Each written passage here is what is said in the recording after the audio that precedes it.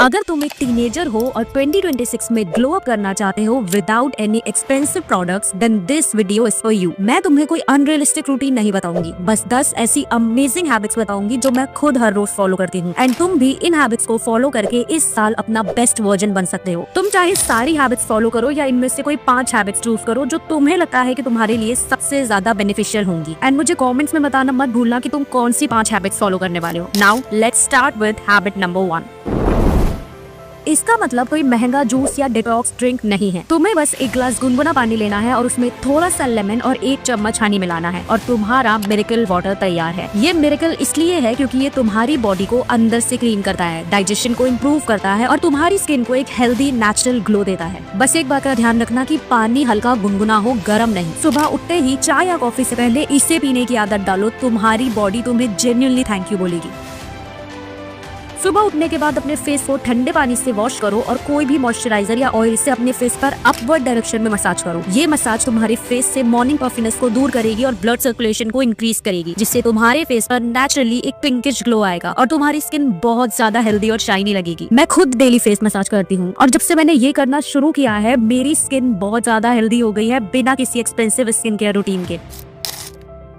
Face को massage कर लिया और हेयर को नहीं करा तो उन्हें बुरा लग सकता है ना, इसलिए हम स्कैल्प मसाज भी करेंगे। बस अपने बालों को उल्टा करो और अपनी फिंगर टिप से 2 मिनट के लिए अपने स्कैल्प पर सर्कुलर मोशन में मसाज करो। इसे इन्वर्जन मेथड बोलते हैं। इससे तुम्हारे स्कैल्प पर ब्लड सर्कुलेशन बढ़ेगा और हेयर फॉलिकल्स एक्टिवेट होंगे। अगर तुम चाहो तो कोई नेचुरल ऑयल यूज कर सकते हो, लेकिन ड्राई मसाज भी इक्वली इफेक्टिव है। मैंने ये हैबिट लास्ट मंथ से फॉलो करना शुरू किया है और सच में ये बहुत बढ़िया काम करती है। सनस्क्रीन हमारी स्किन के लिए कितनी इंपॉर्टेंट है ये हम सब जानते हैं, पर फिर भी हम इसे रेगुलर यूज नहीं करते। शायद इसलिए क्योंकि हमें लगता है कि हम घर के अंदर है तो जरूरत नहीं है। पर क्या तुम्हें पता है कि यूवी रेज घर के अंदर भी आती हैं, तुम्हारी रूम की विंडोज और बैल्कनी से। एंड तुम्हारे मोबाइल की ब्लू स्क्रीन भी तुम्हारी स्किन को डैमेज करने में अपना पूरा योगदान देती है। इसलिए हर रोज सनस्क्रीन लगाओ, चाहे धूप हो या छांव। अगर सनस्क्रीन नहीं लगानी तो धूप में बाहर जाने से पहले अपने फेस को दुपट्टे से कवर करके जाओ।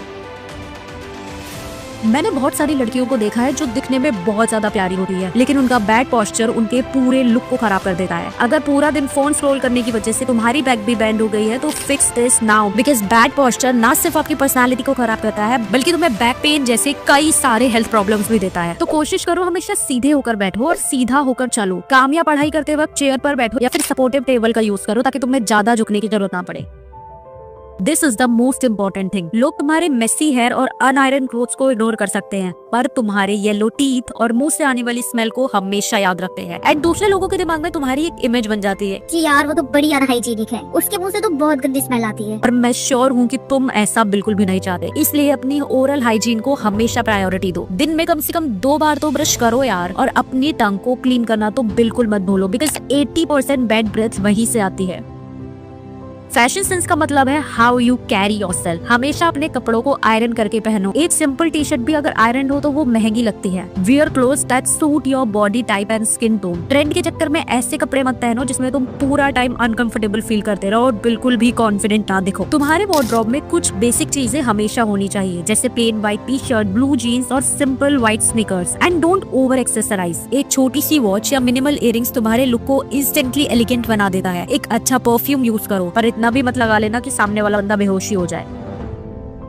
अब बाहर से इतना सब कुछ कर रहे हैं तो अंदर से भी तो बॉडी को नरिश करना होगा, इसलिए जितना हो सके बाहर का junk food, unhealthy food avoid करो। आई नो बहुत टेस्टी होता है, मुझे खुद को बहुत पसंद है, पर मैंने एक रूल बना रखा है। मैं Monday to Saturday proper healthy खाना खाती हूँ और संडे को मेरा ट्रीट डे होता है। पूरा हफ्ता हेल्दी खाने से मेरी स्किन भी क्लियर रहती है और संडे को जब मैं अपनी फेवरेट डिश खाती हूँ तो मुझे कोई गिल्ट भी नहीं होता। तुम भी 80-20 रूल फॉलो कर सकते हो। 80% हेल्दी खाओ और 20% अपनी पसंद का। एंड ऑल्सो अपनी डाइट में fresh fruits, dry fruit and vegetables को इंक्लूड करो। फेस पर तो हजारों चीजें लगा लेते हो पर अपनी बॉडी को हमेशा इग्नोर कर देते हो। तुमने नोटिस किया होगा कि कई लोगों की फेस और बॉडी का कलर अलग होता है। उनके फेस का कलर लाइट होता है पर बैक एंड हैंड्स थोड़े से डार्क होते हैं। इसलिए अपने फेस के साथ साथ अपनी बॉडी का भी ख्याल रखो। वीक में एक बार नहाने से पहले अपनी बॉडी पर किसी भी ऑयल से मसाज करो, फिर आधे घंटे बाद नहाने चले जाओ। ये तुम्हारी बॉडी को डीपली मॉइस्चराइज करेगा और उसे हेल्दी रखेगा। और सबसे बेसिक बट सबसे इम्पोर्टेंट चीज जिससे हम सब भूल जाते हैं, अरे पानी पीना। खूब सारा पानी पियो और अपनी बॉडी को हाइड्रेटेड और ग्लोइंग रखो। 7-8 घंटे की प्रॉपर नींद लो। नींद के साथ तो कभी भी कॉम्प्रोमाइज मत करना, वरना तुम्हारी हेल्थ ही कॉम्प्रोमाइज हो जाएगी। बस इतना भी कर लोगे तो बहुत है बॉडी के लिए। Now our last step is glow up का मतलब ये नहीं है कि तुम किसी और की तरह दिखने की कोशिश करो। असली ग्लो अप तब होता है जब तुम खुद को एक्सेप्ट करते हो एग्जैक्टली वैसे जैसे तुम हो। तुम्हारे डार्क सर्कल्स, एक्ने मार्क्स या बॉडी टाइप, ये सब तुम्हें यूनिक बनाता है। अगर तुम खुद से ही प्यार नहीं करोगे तो दुनिया की कोई भी महंगी क्रीम तुम्हारे फेस पर वो शाइन नहीं ला सकती। इसलिए अपने फ्लॉस को एम्ब्रेस करो, खुद से प्यार करो, खुद को एक्सेप्ट करो। जब तुम अंदर से खुश और कॉन्फिडेंट फील करोगे तो तुम्हारा नेचुरल ग्लो सबको दिखेगा, because self love is the best glow up. तो ये थी वो easy and effective 10 glow up habits जो एक्चुअली में वर्क करती हैं। एंड मुझे अभी कमेंट में बताओ कि इनमें से तुम्हारी फेवरेट हैबिट कौन सी थी। और अगर तुम्हारी एज 13 से 21 साल के बीच है तो इस वीडियो को देखना बिल्कुल मत भूलना। मैं तुमसे वहीं मिलूंगी।